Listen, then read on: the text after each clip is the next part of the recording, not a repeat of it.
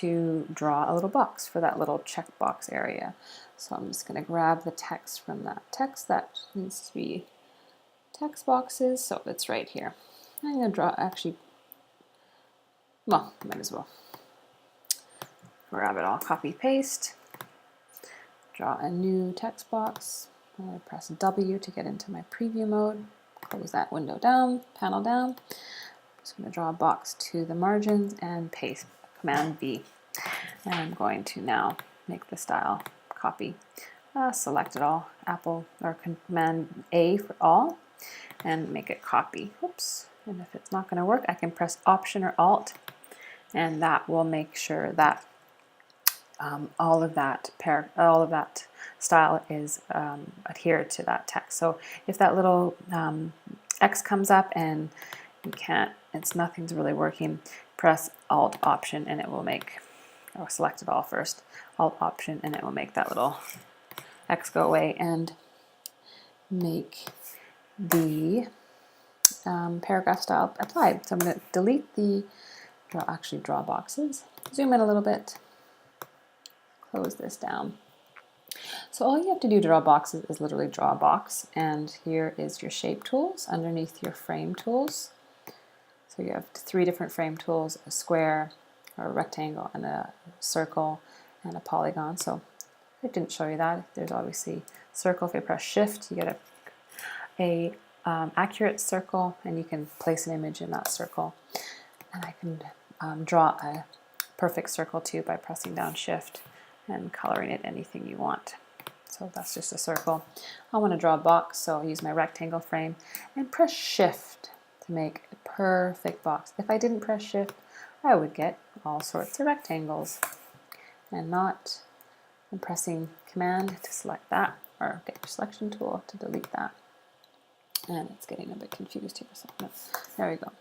So that is a perfect square. It has no stroke, it has no fill. I want to put a stroke on it. So use your stroke panel. I'm just going to do a tiny thin one, 1/4 of a point in black. Perfect. W to see it. And I want to move it. I want it about, well, you can either do it like that and copy and paste, and you can drag them, and then yep, the align tool kind of works there, or I can select both of them and go align to selection, and align left way and pull that down. So I can either do it like that, or to do it a little bit fancier, a little bit nicer, I'm just going to actually make this box a little bit bigger by Shift and dragging it. And I want it to be, I'm going to align both of these, the text and the box right now. Align them left and align them top. And actually just put that up a little tiny bit. Now I want the text to kind of flow around this box. So I can do that 2 ways. I can now do a text wrap, and you can see that the text kind of flows around it, and I want to just bump it out a little bit to do something like that.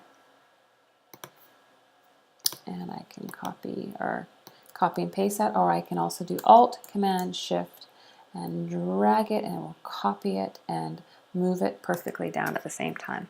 So that's another way to do it. I can also, if I Command Z, I can also, let's get out of the text wrap thing. There's another way I can do this. I can actually select this text, all of this text, oops, select all. I can do a tab now. So I go Type, Tabs, and if I make sure that I'm on the this tab here, which one is that?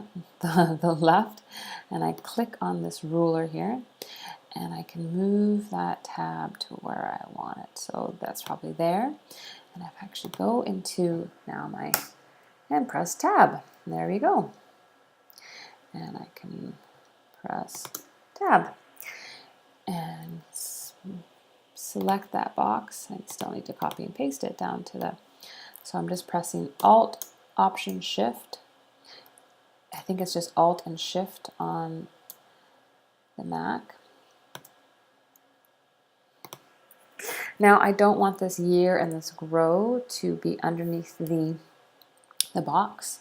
So how I'm going to get around that is actually put my cursor there, and I'm going to press Shift Return. So if I just press Return, no, I'm going to do that. That works perfectly.